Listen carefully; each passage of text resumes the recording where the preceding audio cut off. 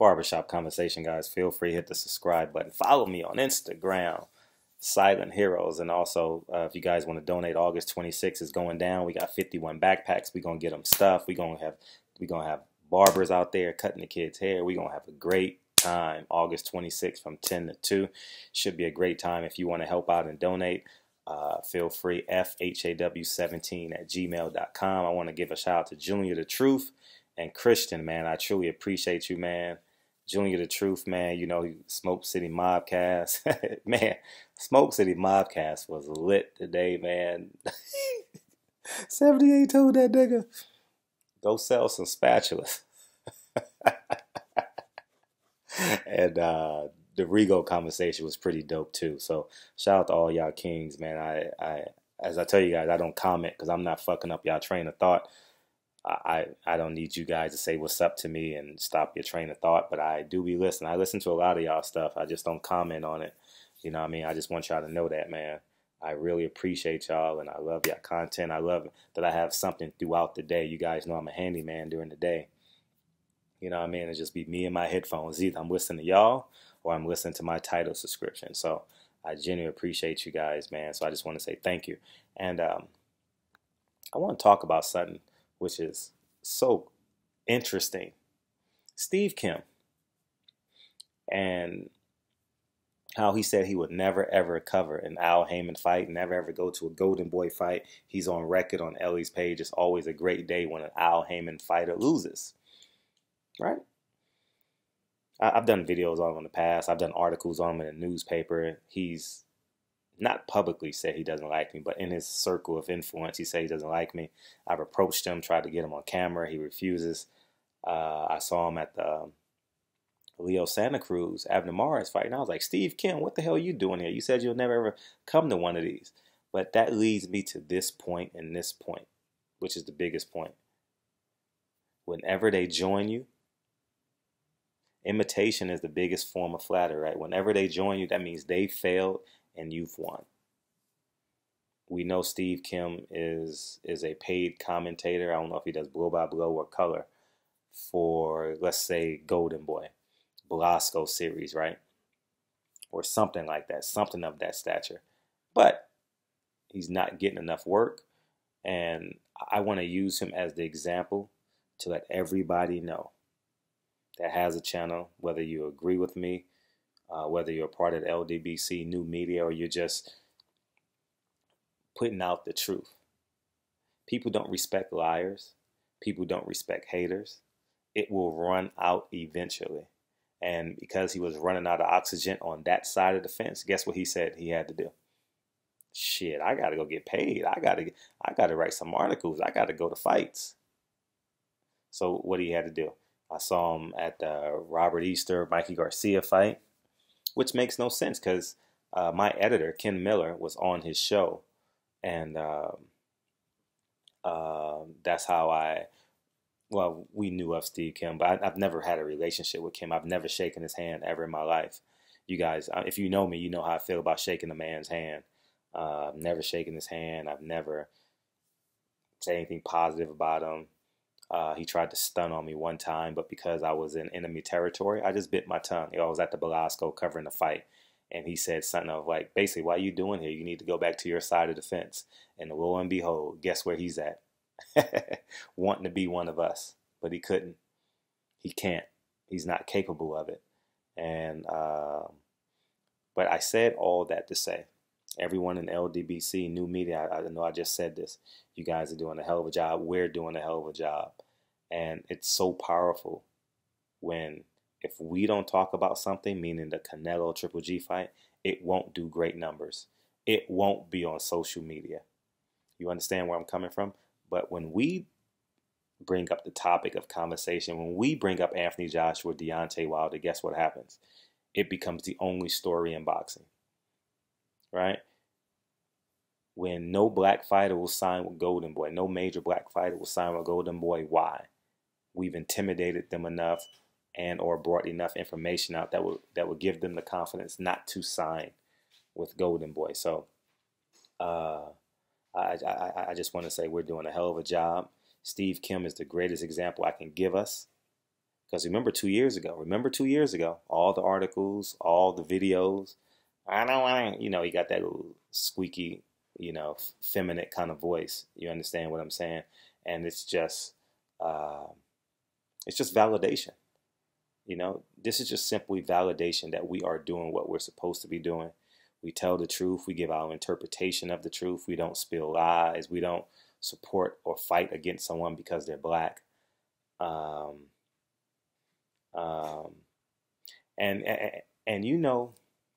what really put me over the top with Steve Kim and his antics was when Verdejo got into the motorcycle accident. He was completely disrespectful about the car accident. I thought that was so distasteful. You don't never play with a man's life and with his family. You understand what I'm saying? Those are lines that you just never ever cross. You understand? You've never ever heard me say, as it relates to Oscar, disrespecting his kids, disrespecting his wife. I've kept my full attention on the ills and the transgressions of Oscar De La Hoya. I've never once mentioned his kids in a negative light.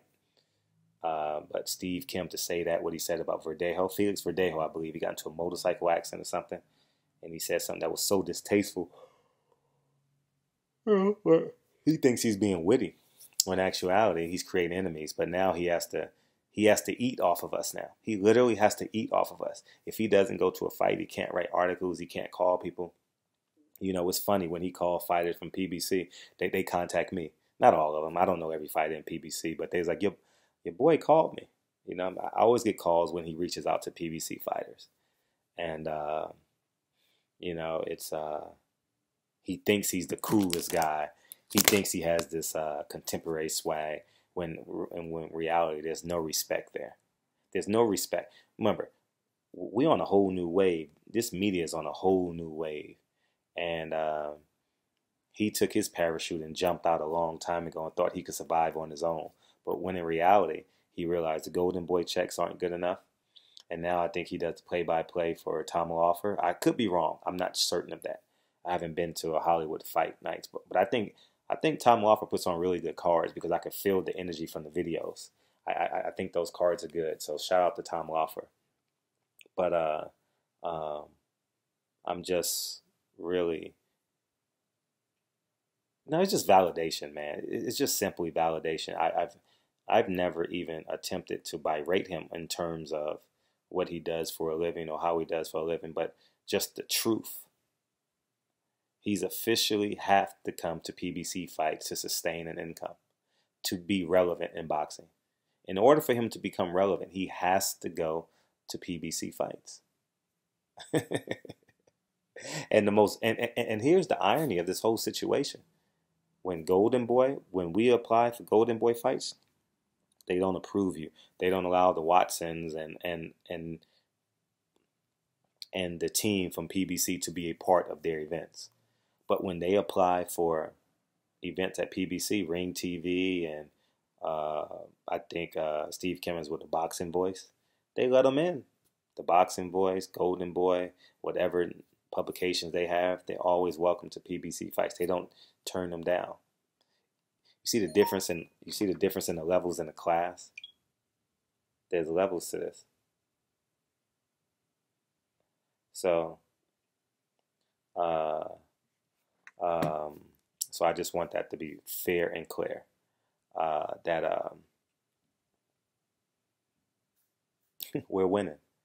Pat yourself on the back today. Go buy yourself a smoothie.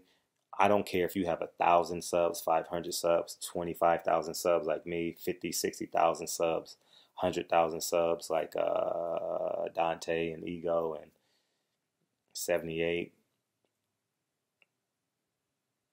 Or you can have 10,000, 7,000, 8,000 like Black Fight Fan, who's one of the more influential channels on YouTube. Really, like in real life, he'd be dictating so much content because I go to other people's channels like, man, Black Fight Fan just talked about that. So always hold yourself accountable and be responsible to the truth. You can disagree with me, you can disagree with anyone you want to on this YouTube channel, but make sure you substantiate it with the truth. And he is a living example of what you do when you lie, when you hate people just based on their color. based on the color of their skin and not the content of their character. You understand what I'm saying? And I just want this to reign supreme. You understand? We are winning. We are winning this race. They had a, man, when I say, if this was a marathon, they had a 10-mile lead. They had a 10-mile lead. I don't know what his channel is at. I haven't been to his channel in such a long time, and his allies, but I'm willing to bet my channel is bigger than his now. I don't even know what he's at now. I haven't been to his channel in God knows how long. So I'm not even going to go to it now. I don't want him to get a hit. But I'm willing to bet my channel is bigger than his channel. And he started years before me. He was more popular than me. And all his allies, I bet if you put all their allies together, quite possibly their channels aren't bigger than mine. Because no matter what, whether the truth resonates spiritually. It's like when you see like something online and you say, I'm not going to comment. I'm not going to comment. Next thing you know, you're commenting. Go figure. So anyways, man, barbershop conversation. I just want to give a big old salute to all my kings and queens out there that's spitting the truth, and they're interpreting the truth, and they're basing their opinion on based off what they believe and not the color of people's skin. And we're basing it off of their mistakes. You understand what I'm saying? So barbershop conversation. I just want to give a big salute to everybody out there. Keep on grinding. You guys are beautiful. You guys are special. And if you guys need any more inspiration, I was my first subscriber. You understand, from my other Gmail account. No lie. I don't even use that Gmail account anymore because I thought it's just too much moving around. So I just want you guys, wherever you're at in your YouTube journey, wherever you're at in your small business, you're going to turn into a big business. Or if you have a big business, you want to turn it into a bigger business. Stay consistent, stay pure, stay honest, and you will win. When you lie and become deceitful and lack character and integrity, you become Steve Kim. All right? Let's make that clear. All right? And I think this video needs to be had, needs to be made, because it's to encourage us. They had a 10-year head start on us. I just want to be clear. 10-year head start on us. But when you start selling out and start picking allies because you don't like a man because he's black, you don't like Floyd Mayweather because you say he don't fight, or whatever you say. I don't know what you guys say over there. I haven't seen you guys' videos in such a long time. But I wanted to do this video a month ago, and I simply forgot. But I just thought about it right now, and I was like, let me get this video out. So salute to all my kings and queens out there. We on this journey, man. You know, we walking up this hill, you know. And the most beautiful thing about it is we're walking up this hill and we have some allies behind us. But you know what they're bringing? Inspiration and bottles of water to help us get to the top of the hill. You understand? That's what's so beautiful about it. We're not leaving no man behind. We're fighting over who's going to be the last person to get back on the helicopter so we can leave this terrain. It's beautiful, man. It's eloquent. It's beautiful. So I need everyone to pack their water bottles, all right? Some people like room temperature, some like them ice cold. But pack your water bottles, bring your inspiration and your work ethic, and we're going to get to this top of the hill. And in about 5 years, I can guarantee, this is a guarantee. I want you guys to fully understand. I don't lie to you guys. I'm getting goosebumps right now. But in 5 years, I'm going to be an old man in this game. I'm going to be 15 years in this boxing game. I'm going to be an old man. Y'all young motherfuckers going to come. Y'all little hip-hop, not little, but y'all hip-hop heads are going to run this thing. I can guarantee you. Stay the course. All right? I want to be a huge asset to y'all's success. You know, it's a young man's world. It's a young woman's world. You guys are going to get the torch and just be amazing. And you guys can take it now. I'm selfless when it comes to this. But I just understand this. Don't sell yourself out. He is the prime example of selling yourself out because of a man's color of his skin. They hated Al Heyman because of the color of his skin. That's it. So anyways, man, barbershop conversations, man. Feel free to hit the subscribe button. And talk to you guys soon. Peace.